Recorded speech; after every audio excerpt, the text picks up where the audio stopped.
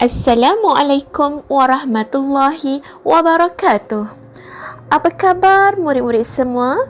Ustazah doakan semoga semuanya sihat sejahtera dan ceria-ceria selalu di samping keluarga tersayang. Alhamdulillah, bersyukur kita kehadrat Allah Subhanahu Wa Taala kerana masih lagi diberi usia yang panjang dan kesihatan yang baik kerana dapat meneruskan pembelajaran kita pada hari ini.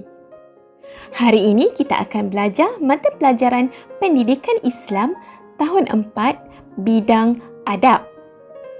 Tajuk yang akan Ustazah mengajar pada hari ini ialah Tutuplah Auratmu. Murid-murid semua bolehlah merujuk buku teks Pendidikan Islam tahun 4, muka surat 162, 163, 164 dan 165. Murid-murid sekalian, sebelum kita meneruskan pembelajaran kita pada hari ini, marilah sama-sama kita lihat terlebih dahulu objektif pembelajaran kita. Objektif yang pertama ialah murid dapat menerangkan erti menutup aurat dengan betul. Objektif yang kedua pula, murid dapat menyatakan hukum menutup aurat dan dalil nakli serta terjemahannya dengan betul. Objektif yang ketiga, murid dapat menghuraikan adab dan ciri-ciri berpakaian yang menepati syarak. Dan objektif yang keempat, murid dapat menyatakan hikmah berpakaian menutup aurat. Murid-murid yang dikasihi sekalian, jom bersama Ustazah kita lihat pengertian aurat. Apa itu aurat? Aurat ialah bahagian tubuh badan yang wajib ditutup dan tidak boleh didedahkan. Dalilnya, A'udzubillahi minasyaitanirrajim. Wala yubdina zinatahunna illa ma zahara minha. Surah An-Nur ayat 31.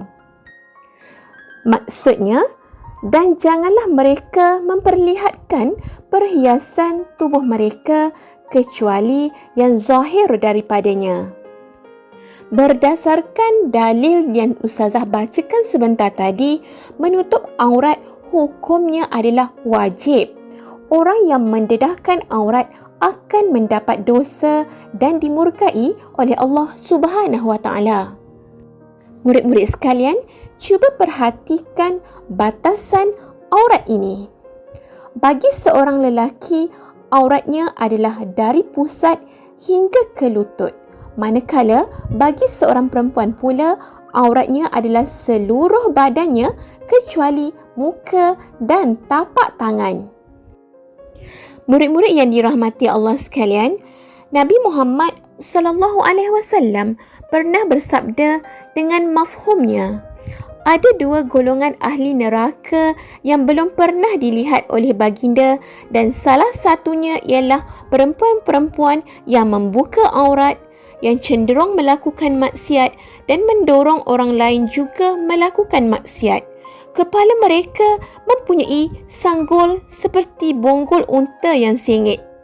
Mereka tidak akan masuk syurga serta tidak dapat mencium baunya.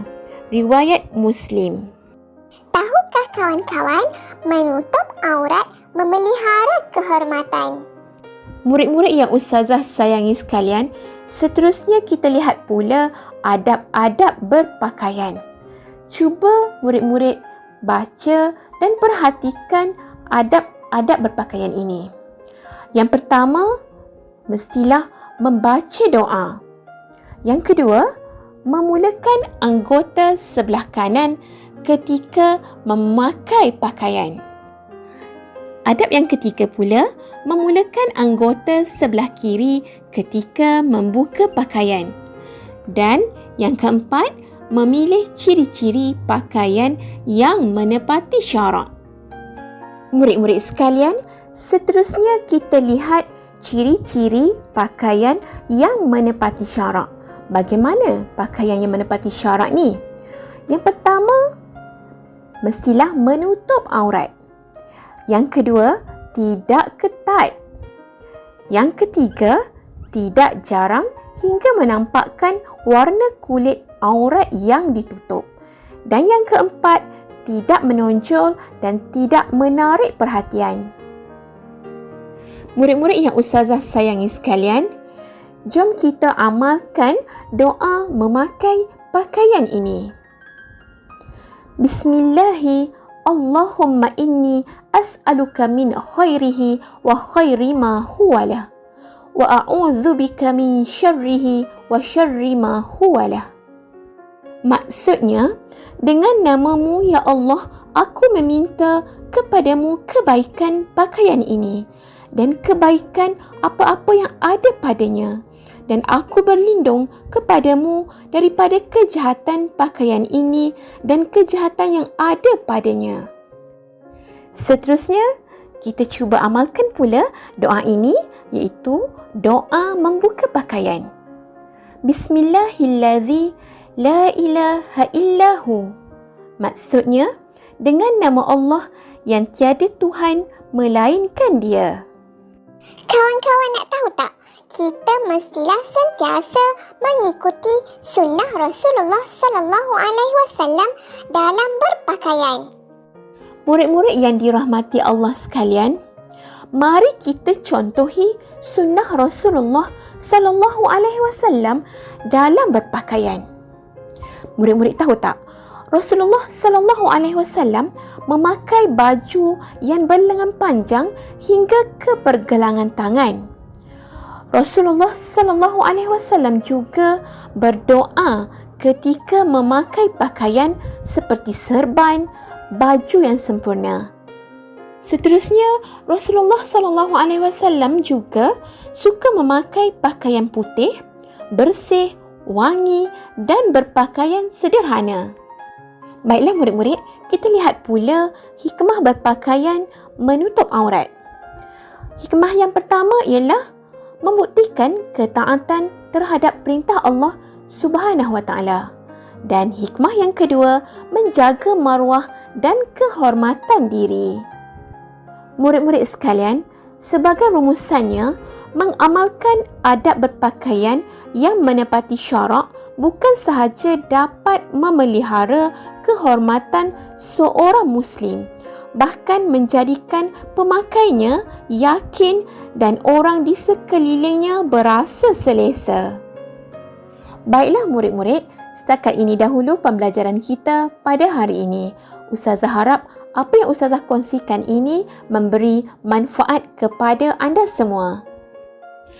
Seperti biasa, jangan lupa tahu, di bahagian description video Ustazah ini, Ustazah ada sediakan soalan kuis berbentuk Google Form. Murid-murid bolehlah menjawabnya nanti sebagai latihan pengukuhan. Terima kasih kerana sudi menonton video Ustazah ini dari awal hingga akhir. Kita jumpa lagi pada video yang akan datang. Bye. Assalamualaikum warahmatullahi wabarakatuh.